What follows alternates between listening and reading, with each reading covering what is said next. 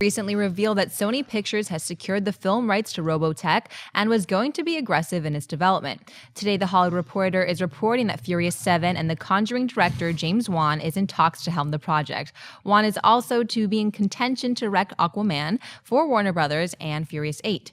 Christian, would you buy or sell James Wan directing a ROBOTECH film? First of all, I sell the fact that I said Leslie Nielsen when I meant to say Liam Neeson. I was going to say, what Leslie Nielsen? From the Naked Gun series? I rolled with it. I was like, you mean I was just going to roll with it. We're going to CGI him. Are you talking back about the guy movie. from Forbidden Planet, like in the 50s, who then went on to do all these comedies? Yeah, Frank Drebin's coming back. Death Wish.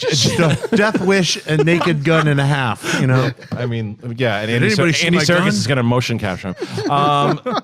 As far as this story goes, I buy it. James Wan right now is another guy. He's hot. He has done what he did with the Furious franchise and everything that he had to deal with, and the transition from being primarily a horror director and what he was able to do in Conjuring. I'm not a horror guy, and he really got me on board with that because of his directing style. And and I don't even think anyone died in that movie, and they didn't have to, because it was the thrills that you felt, and what he does and accomplishes as a director makes his project special. And I think the same thing, he paid respect to the franchise of the Furious franchise. So ROBOTECH, this is almost like, oh, wait a minute, this is what Transformers would look like without Michael Bay. Someone who's a respected director that we really care about. And we can take cracks at Michael Bay all day long. We know that he's a great action director, but the characters are not there. James Wan can bring the character to it, and even a little bit more so than Pacific Rim. Don't shoot me, Dennis. There wasn't a lot of development in that movie, you know. So maybe there's a little bit more development with James Wan. So I'm buying it. Yeah. Schnepp? Yeah, it's high time for a live-action ROBOTECH movie, and hearing that Wan is attached or potentially attached is exciting, because you need a good director to take like a franchise that's mainly known as cartoons, you know, and like toys, to become something bigger, to be a 2-hour action film. And I'm 100% on board. I still want him to do Waterman. I'm like, do Waterman first, then do ROBOTECH. So he's talking about Aquaman. I sell it. I'll be honest with you, I would be much more excited about this news if the name was Justin Lin and not James Wan. I think Justin Lin did a better job with the Furious franchise. Justin Lin resurrected that franchise, and what he did with like 5 and 6, especially. I mean, those are the crown jewels, I think, in the Fast and Furious franchise. I like 7. I like 7 very much, but it wasn't as good as 6. It wasn't as good as 5. And when we were able to see what Justin Lin could do with crazy action, great heroic figures with punchy one-liners, and like just all that stuff I'd love to see you bring to the mythology of a ROBOTECH. So look, am I going to dismiss ROBOTECH if it ends up being Wan?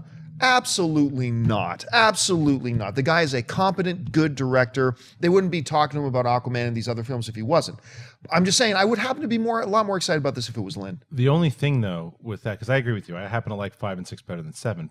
But again, the struggles and what Wan had to do, obviously with the passing of Paul Walker. True. The fact that it is the 7th movie, and anytime you get to 7 movies, unless it's based on a popular novel, you have to push. Anytime you get to 7 movies, Which like that's just a regular. But even though you look like any franchise that goes long, you have to. Right. You got to reinvent the wheel. This is not reinventing the wheel. This is making something brand new from loved property back into, whether it be animation or whatever it is, but it's never been done in the cinema before. Right. So he's got that going for him. He can make it his own. Yeah. He could be the first guy to do that. So I think that even though I understand where Justin Lin was the guy who made 5 and 6 and reinvented it, it's a little unfair because Wan, it's like, here you go. Here's this huge franchise. Go. What can you do?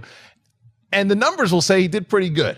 You know what I mean? Numbers, yeah. So did Michael Bay's Transformers. Oh, gross. But you raise a great point. You raise a great point. It's because you got to also keep in consideration. We brought this up before, and you're right. You got to take in consideration not just making Furious 7, but the circumstances under which he had to make Furious 7, and the results he was able to get with it. So it's a more than a valid point. Guys, you do know there's a Police Academy 7. Exactly. I mean, there are some movie series that did just keep going that were like, oh, you should have stopped at 4. Yama, yama. He was in Spaceballs, by the way. I know, he's awesome. Wasn't that a great scene?